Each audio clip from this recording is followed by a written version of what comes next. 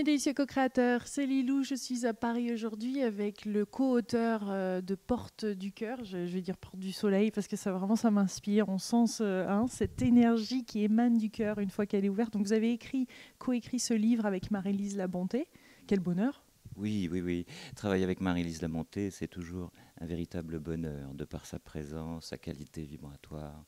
C'est magnifique. Comment vous êtes connus? Ah, on s'est connus il y a plus d'une dizaine d'années, autour de l'Inde d'ailleurs, autour d'un de ses séminaires, et aussi on a été interpellés par la dimension de l'Inde. Donc vous avez eu une connexion de cœur. Ah, c'est sûr, c'est évident. Mm. C'est ce qui se passe au niveau de l'âme, en fait, c'est quand deux cœurs comme ça se reconnaissent en étant ouverts, qu'il y a possibilité d'ensuite d'une co-création, parce que vous avez travaillé sur plusieurs choses depuis maintenant. Donc il y a une application de ce cœur ouvert. Oui, oui, c'est un mystère, hein. La dimension du cœur, c'est un mystère. Dans ce livre aussi, on parle de la dimension des liens, hein, des liens du éternel.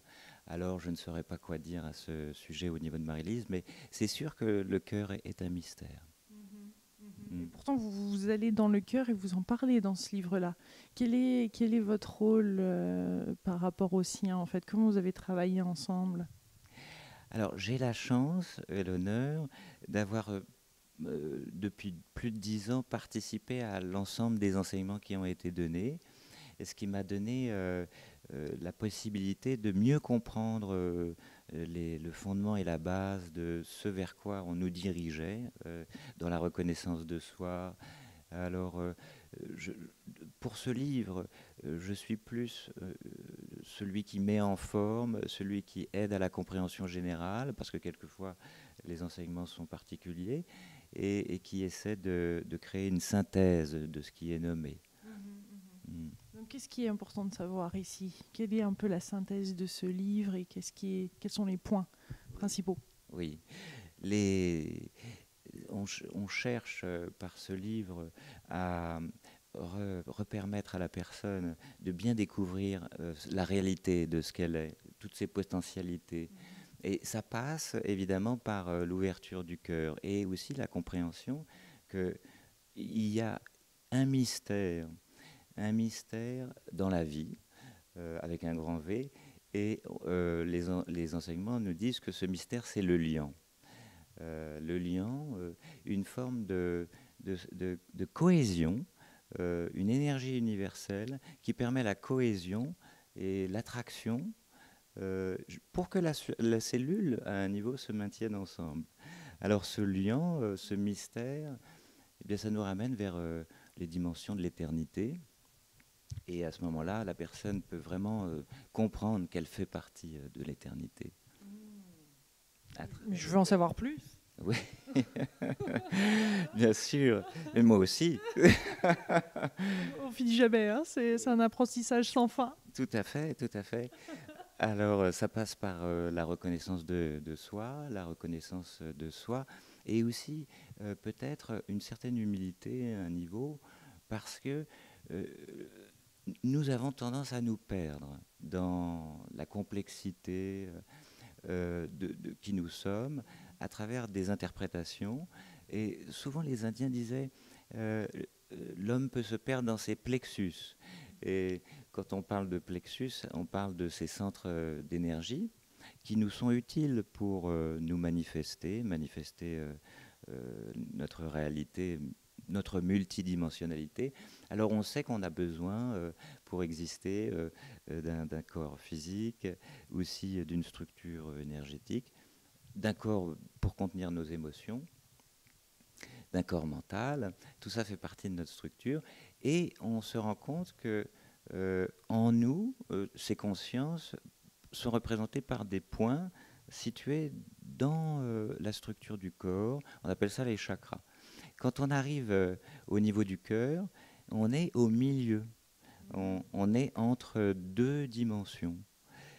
Et peu à peu, cette dimension de l'identification à la personnalité, à l'ego, la dimension du je, lorsqu'on appréhende le cœur, il y a quelque chose de nouveau qui naît, dans la conscience, une forme d'ouverture de conscience, et apparaît le nous. On commence à s'intéresser aux autres, on commence à s'intéresser à l'humanité.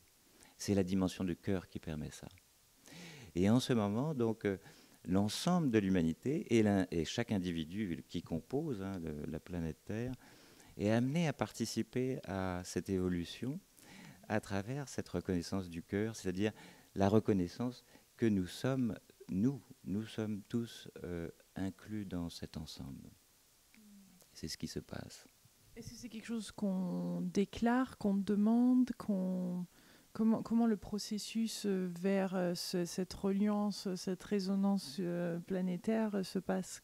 C'est par le cœur, c'est par... quel est le processus, ouais. Est-ce qu'on demande d'être rattaché à ça? Est-ce que ça se fait naturellement une fois que le cœur est ouvert? Est-ce que... Oui, je pense qu'effectivement, au début, les enseignements nous parlent de quitter la troisième dimension, identifiée au coma terrestre, ou une forme d'endormissement. Et que lorsque la personne commence par ce système de synchronicité qui fait qu'à un moment, l'âme, les dimensions élevées de l'âme vont tenter de réveiller les dimensions enlisées de la personnalité, vous savez, comme fixée, comme si la personnalité s'était fixée dans un de ces aspects. À ce moment-là, l'âme cherchera à réveiller par tous les moyens la personnalité pour qu'elle aille chercher d'autres dimensions. Donc je pense que c'est un processus qui se fait naturellement, et c'est quand on commence à se poser les questions, les questions existentielles de base, qui suis-je, où vais-je, à quoi ça sert tout ça, à quoi ça sert la vie, que les dimensions du cœur s'ouvrent. Et à ce moment-là, une guidance intérieure, la voix du cœur, commence à révéler des réponses. Et la personne contient en elle-même la totalité des informations dont elle a besoin. Encore faut-il poser les questions. Et être présent en réponse. Et être présent pour la réponse, si possible. Non, mais ce qui est merveilleux, c'est que quand on est dans le cœur, en fait, on est dans le moment présent. On est dans la gratitude du moment présent. On est là, on est dans la magie du moment. D'accord ? Oui, c'est ça. Et aussi, c'est très intéressant que vous ameniez ce point du temps linéaire, parce que justement, dans ce livre, il est abordé aussi les dimensions de l'âme dans sa vastitude.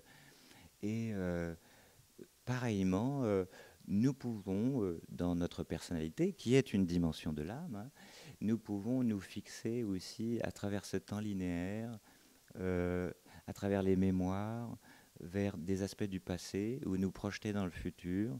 Et il nous est révélé que si nous avons cette possibilité de transformer la matière, puisque le but semblerait être là, que l'humanité participe à l'évolution de conscience, c'est ce qui se fait, semble-t-il, depuis des milliers d'années, eh bien, l'individu en lui-même a la potentialité dans le moment présent, dans l'instant présent, de transformer la matière. Et il y a là justement un très grand mystère, puisque semble-t-il, dans les deux axes qui nous est possible de vivre, l'axe de la verticalité, qui symbolise l'arbre de vie, le lien entre le ciel et la terre, et l'axe de la diffusion, de la verticalité, le partage, eh bien, à travers ces deux axes, cette croix intérieure, qui est une possibilité d'exprimer l'amour, de la recevoir et de l'exprimer, il y a un espace où le temps n'existe plus. Et c'est dans ce non-temps que le mystère de la transformation peut se créer. Magnifique. Quel bonheur. Ce qui t'est dit cœur. Merci beaucoup, Jérôme. J'ai beaucoup apprécié ce moment. J'ai hâte de lire ce livre qui sort en mars 2013. Hein. Bientôt, un nouveau bébé sort. Oui, et d'autres, je l'espère. Ouais. Merci beaucoup. Merci mes délicieux co-créateurs. Plein de bisous, plein d'amour. Ouverture de cœur. Plus.